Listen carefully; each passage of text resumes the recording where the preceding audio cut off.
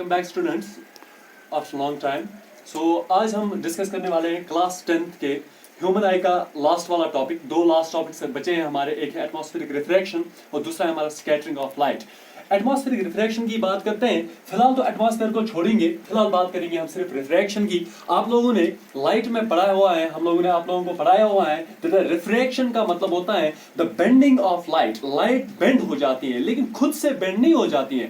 Light bend हो जाती है when it goes from one medium to another, जब ये एक मीडियम से दूसरे मीडियम में चली जाती है। फॉर एग्जांपल मैं आप लोगों को बता दूं, एयर से लाइट आ जाती है ग्लास में पड़ जाती है, या एयर से लाइट आ जाती है वाटर में पड़ जाती है, तब जाके लाइट जो हो जाती है वो बेंड हो जाती है। And that bending of light when it passes from one medium to another, that's called as the refraction of light। तो हमें पता है कि हमारा जो अर्थ होता है, ये मान लो ये हमारा अर्थ है, यहां से ये अर्थ है, हमारा अर्थ जो होता है it is surrounded by that of the atmosphere. इसके इर्द गिर्द जो चीज पाई जाती है that's called as the atmosphere. ये ले लो आप लोग एटमॉस्फेयर, और हमारा एटमॉस्फेयर जो होता है उसमें पाया जाता है एयर, उसमें एयर पाया जाता है। लेकिन एयर की जो लेयर्स होती है वो बिल्कुल डिफरेंट होती है, डिफरेंट लेयर्स। फॉर मैं आप लोगों को ऐसे बता दूं, अगर हम दो लेयर्स में एयर को कन्वर्ट करें, एक जो होती है this is called upper layer, ये आप लोग ले लो, ये अपर लेयर है, और ये ले लो आप लोग, ये लोअर लेयर है। ये वाली ले लो लोअर लेयर, और ये ऊपर वाली जो है this called as upper layer of the air. ये अपर लेयर है एयर की,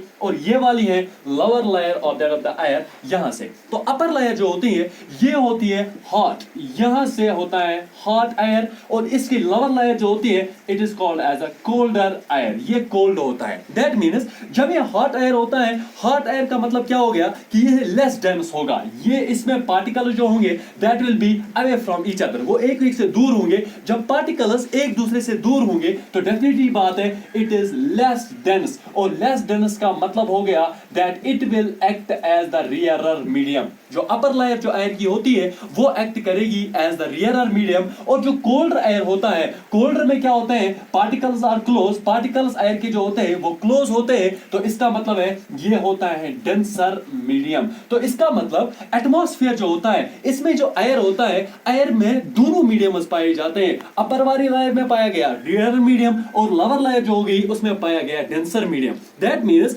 इसका मतलब है जब भी सन रेज मतलब सन से लाइट आ जाएगी, रियरर मीडियम से पहुंच जाएगी डेंसर में, तो डेफिनेटली बात है मीडियम चेंज हो गया। ऑप्टिकल डेंसिटीज अलग अलग हैं, रिफ्रैक्टिव इंडेक्स अलग अलग है, क्योंकि मीडियम डिफरेंट है, तो डेफिनेटली बात है ये यहां से बेंड हो जाती है। तो हम ये कह सकते हैं the refraction of the light, the refraction of the light due to the different layers of the air. जो एयर की जो डिफरेंट लेयर्स होती है having the different optical densities, जिनकी डिफरेंट ऑप्टिकल डेंसिटीज होती हैं, तो उसको कहते हैं एटमॉस्फेरिक रिफ्रैक्शन, उसी को कहते हैं एटमॉस्फेरिक रिफ्रैक्शन। दैट मींस अगर हम बात करेंगे एटमॉस्फेरिक रिफ्रैक्शन की, हम बोलते हैं कि जब लाइट आ जाती है, पड़ जाती है एटमॉस्फेयर में, एटमॉस्फेयर में दोनों आप लोगों ने मीडियम देखे, एक रियरर मीडियम है और एक डेंसर मीडियम है। तो रियरर से डेंसर में जब आ गई तो लाइट जो होगी वो बेंड हो जाती है। तो एटमॉस्फेरिक रिफ्रैक्शन के साथ मैं आप लोगों को ऐसे बता दूं दैट द फिनोमिनास, आप लोगों के वहां पे एग्जाम्स में भी आते हैं, मैं आप लोगों को phenomenas, optical phenomena, optical phenomena associated with atmospheric refraction, वो ऑप्टिकल फिनोमिना जो आप लोग देख पाते हैं कि ऐसा क्यों होता है, आप लोगों के एग्जाम्स में भी बहुत इंपॉर्टेंट है, एग्जाम पॉइंट ऑफ व्यू से बहुत ज्यादा इंपॉर्टेंट है। सबसे पहला मैं आप लोगों को कहूं एटमॉस्फेरिक रिफ्रैक्शन की वजह से हमारे नेचर में कौन सा ऑप्टिकल फिनोमिना होता है, और आपके एग्जाम्स में भी ये चीज आती है। For example, why do stars seem higher than their actual position। Star जो हमारे पास होते हैं, जो स्टार जो यूनिवर्स में पाए जाते हैं, या हेवनली बॉडीज जो होती हैं, वो अपनी एक्चुअल पोजीशन से हमें ऊपर क्यों दिखते हैं? जो उनकी एक्चुअल पोजीशन है, उनकी एक्चुअल पोजीशन हमें क्यों नहीं दिखती? हमें एक्चुअल पोजीशन से वो ऊपर क्यों दिखते हैं? वो होता है due to the atmospheric refraction. मैं आप लोगों को दिखा दूंगा कि ये कैसे होता है ड्यू टू एटमॉस्फेरिक रिफ्रैक्शन। मैं आप लोगों को फिर से वही चीज बता दूंगा। ये ले लो आप लोग, ये अर्थ है, यहां से अर्थ को सराउंड किया हुआ है एटमॉस्फेयर ने। ये है एटमॉस्फेयर जिसमें से लेयर ऑफ अर्थ है। This is the hot air, this is the cold, this acts as the rarer medium and this acts as the denser medium. ध्यान रख लो आप लोग बेटा इस बात का। तो सनलाइट जब आ जाती है, ये ले लो फॉर एग्जाम्पल, मैं सनलाइट की बात नहीं, मैं फिलहाल स्टार की बात करूं। ये स्टार है, स्टार यहां पे है, यहां से मैं स्टार बना लूं, ये स्टार है। स्टार जो होता है it's a point source of light, point source of light होता है, बहुत दूर पाया जाता है। तो यहां से जब लाइट आ गई रियरर मीडियम पे पड़ गई, जब लाइट पड़ जाती है रियरर मीडियम पे, तो रियरर मीडियम में आ गई और रियरर से पड़ जाती है डेंसर में, तो डेफिनेटली बात है रियरर से डेंसर। आप लोगों ने रिफ्रैक्शन में पढ़ा हुआ है, लाइट में पढ़ा हुआ है, when the light goes from rarer to denser medium, जब लाइट चली जाती है रियरर मीडियम से डेंसर मीडियम में, so light bends, the refracted ray, जो रिफ्लेक्टेड लाइट होती है, it bends towards the normal, ये नॉर्मल की तरफ बेंड हो जाती हैं। तो यहाँ पे हम लोग अगर फॉर एग्जांपल यहाँ पे नॉर्मल बनाएंगे तो डेफिनेटली बात है यहाँ से जो रे ऑफ लाइट आ गई it will bend towards the normal, ये नॉर्मल की तरफ बेंड हो जाएगी। तो असल में ये वाली जो एक्चुअल पाथ थी इसकी, ये एक्चुअल पाथ थी यहाँ से, it should have been straight like this, लेकिन ये स्ट्रेट नहीं जाती है, ये बेंड हो जाती है। तो इसकी अब ये वाली आ गई, हमें जो स्टार होगा, स्टार हमें दिखेगा ऐसे, इस जगह पे हमें दिखेगा, ये हो गया स्टार। तो ये होगी स्टार की अपरेंट पोजीशन। अपरेंट पोजीशन वो पोजीशन होती है जो हमें दिखती है, और ये वाली होगी स्टार की एक्चुअल पोजीशन। तो दैट मीन्स एक्चुअल पोजीशन से ऊपर हमें दिखता है star due to the atmospheric refraction, atmospheric refraction की वजह से। दूसरा नेचुरल फिनोमेना जो है, जो एसोसिएट हुआ है to that of the atmospheric refraction की, एटमॉस्फेरिक रिफ्रैक्शन की वजह से होता है, वो होता है आप लोगों का व्हाई डू स्टार्स ट्विंकल। हमें ऐसा क्यों लग रहा है कि स्टार्स ट्विंकल हो रहे हैं, और हमें ऐसा क्यों लगता है कि प्लैनेट्स ट्विंकल नहीं होते हैं। तो ये आप लोगों का वहां पे क्वेश्चन डेफिनेटली आ जाता है, व्हाई डू स्टार्स ट्विंकल, जो स्टार्स ट्विंकल होते हैं क्यों होते हैं, एंड प्लैनेट्स डोंट, और प्लैनेट जो होते हैं वो क्यों नहीं ट्विंकल कर लेते हैं। मैं आप लोगों को स्टार्स के बारे में दो बातें बता दूं। पहला ये है, स्टार जो होते हैं, स्टार्स होते हैं point source of light, point source होते हैं लाइट के। दूसरा ये होता है कि स्टार जो होते हैं इनके पास खुद की लाइट होती है। उसके बरक्स अगर हम प्लैनेट्स की बात करें, प्लैनेट्स होते हैं एक्सटेंडेड सोर्स ऑफ लाइट, इनमें बहुत सारे पॉइंट सोर्स ऑफ लाइट पाए जाते हैं, और दूसरा इनके पास खुद की लाइट भी नहीं होती है। तो अगर हम पहले इस चीज की बात करें, why do stars twinkle, stars twinkle क्यों करते हैं।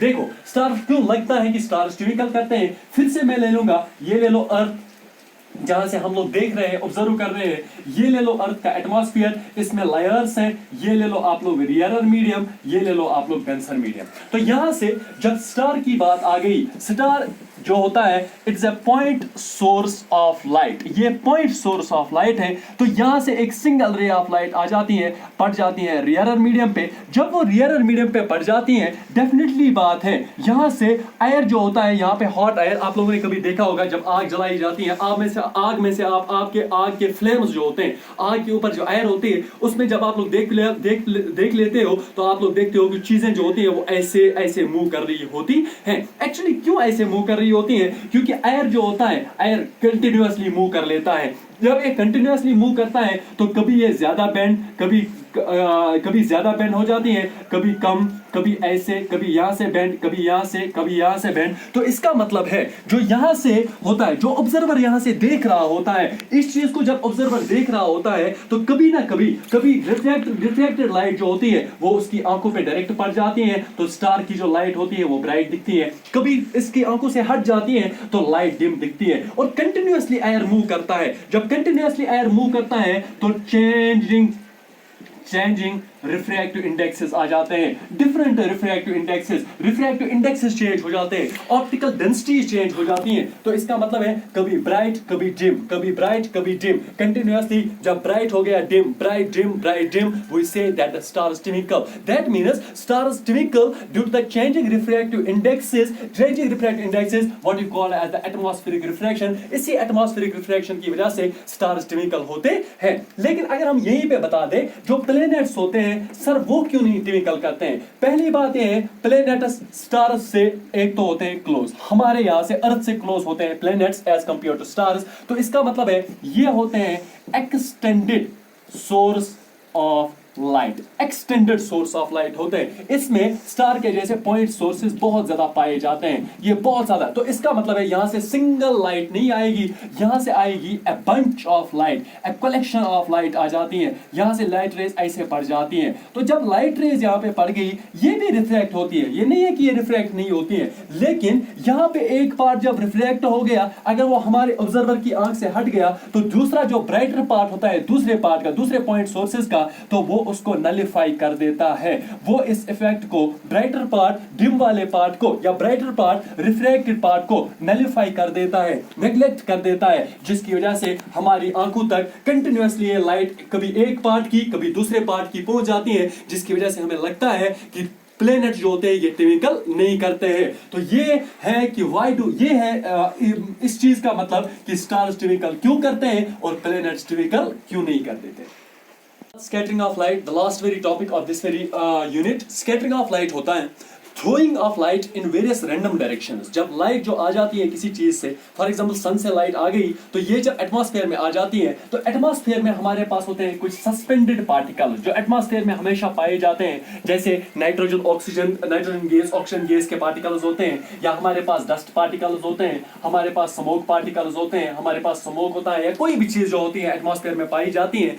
जब हम लोग क्या करते हैं, जब लाइट जो हो जाती है, जब लाइट आ जाती है from the atmosphere, from the sun, atmosphere में पहुंच जाती है, जो ही ये इन सस्पेंडेड पार्टिकल्स पे पड़ जाती है, तो यहां से इसकी डायरेक्शन, इसकी पाथ जो हो जाती है वो चेंज हो जाती है। तो इसका मतलब है सस्पेंडेड पार्टिकल्स की वजह से जब लाइट को रैंडम डायरेक्शंस में फैलाया जाए, जब लाइट को रैंडम डायरेक्शंस में स्कैटर किया जाए, that's called as the scattering of the light. तो स्कैटरिंग ऑफ लाइट में सबसे ज्यादा काम किया है एक बंदे ने, उस बंदे का नाम था टिंडाल। आप लोगों ने नाम सुना होगा, एग्जाम पॉइंट ऑफ व्यू से बहुत इंपॉर्टेंट है। टिंडाल उस बंदे का नाम है, और इसका आ जाता है क्वेश्चन आप लोगों का टिंडाल इफेक्ट। मैं आप लोगों को ऐसे बता दूं, टिंडाल इफेक्ट, टिंडाल आया 1859 में। टिंडाल ने कहा दैट कि जब भी रेज ऑफ लाइट, जब व्हाइट लाइट जो होती है, व्हाइट लाइट दिमाग में रख लेना, व्हाइट लाइट में 7 कलर्स प्रेजेंट होते हैं, जब वो आप लोग एक क्लियर लिक्विड में से पास करोगे, लेकिन उस लिक्विड में कुछ सस्पेंडेड पार्टिकल्स होंगे, कुछ पार्टिकल्स पाए जाएंगे, तो वहां पे जब आप लोग देखोगे